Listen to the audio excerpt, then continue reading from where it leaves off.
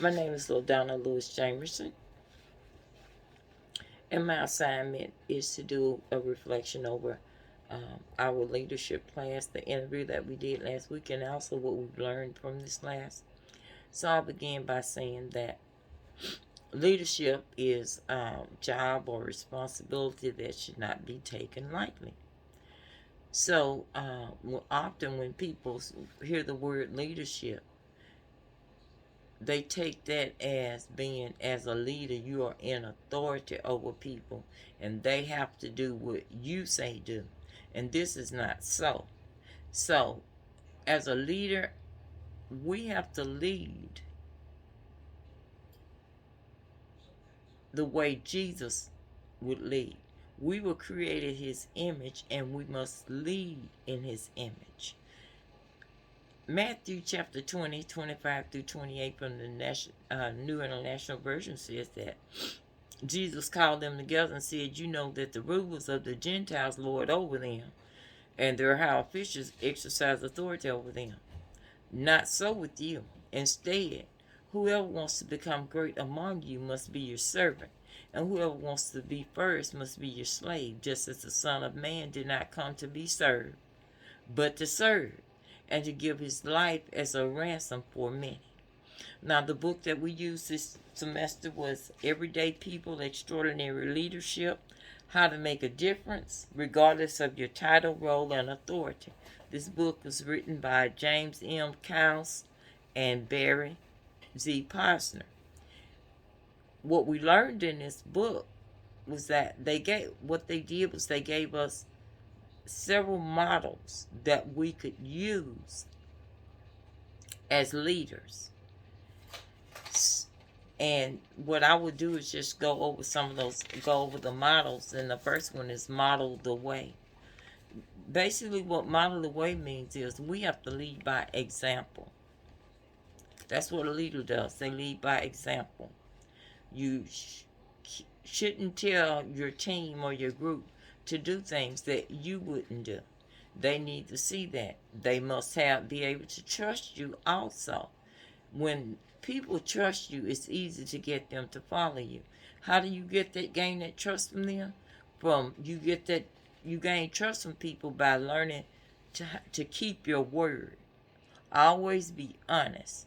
Always be willing to share your past experiences with them. If you tell them that you're going to do something, do what you say you're going to do. When people have trust in you, they'll easily follow you. The next model is inspire a shared vision. Proverbs 29:18a says that where there is no vision, the people perish. So leaders must have a clear vision that they can share with their group or with their teams. If you don't have a clear vision, you can't share a clear vision to your team. When your team can't see that vision, they can't get with you.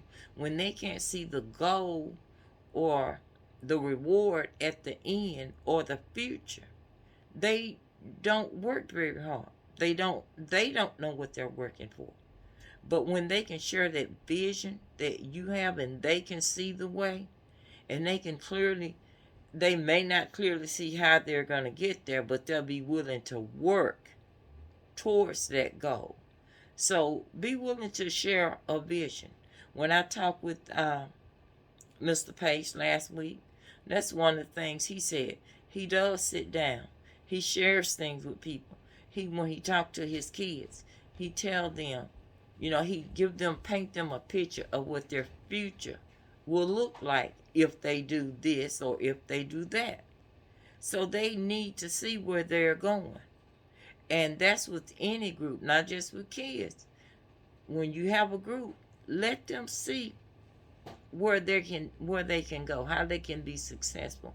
And it makes it easier for them to want to do it. It's okay to share your personal stories with them. It's okay to sit down and have a meal with them. Build a relationship with them. That's how you build trust. That's how people learn to trust you. And it makes a difference. Now, there's going to be challenges. And so one of the models says, challenge the process. There will be challenges. There's no way around getting around challenges.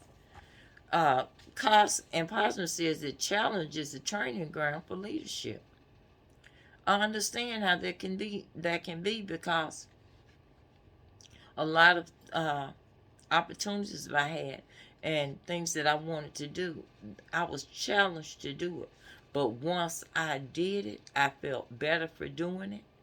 And once I overcome the challenge, I could share with those under me how to overcome that challenge. And we work together as one. We must also enable others to act. How do we do that?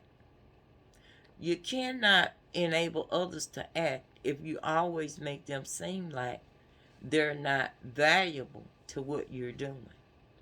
People have to feel some sense of power in what they're doing. They need to feel relevant. They need to be heard. They just need to be able to feel like they've accomplished something as well. And so a successful leader knows how to allow those under him to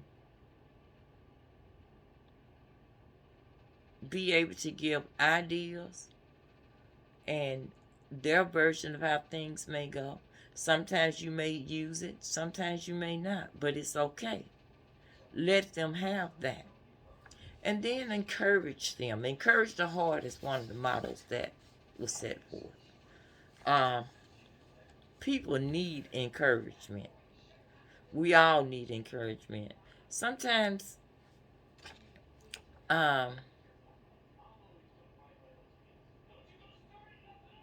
it may be very small, but encourage them. One of the gifts that I've always known that I had was being an encourager. And over the years, I hadn't thought a lot about it, but as I get older, I see how it can work. We have a pastor at our church, and for a while, he's a very good pastor. He delivers word, but he always seemed rather timid.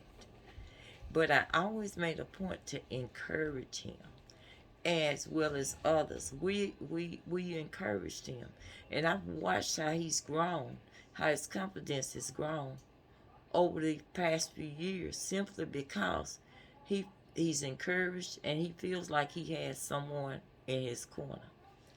Now, overall, what I've learned this semester in this class is that we have to lead by example, and we have to lead the way God intended us to lead. As I said before, God created man in his image, and so it is the image of Christ that we should lead by. Learn to overcome challenges, learn to be considerate of others, and most of all, learn how to humble ourselves. And we will be successful as leaders.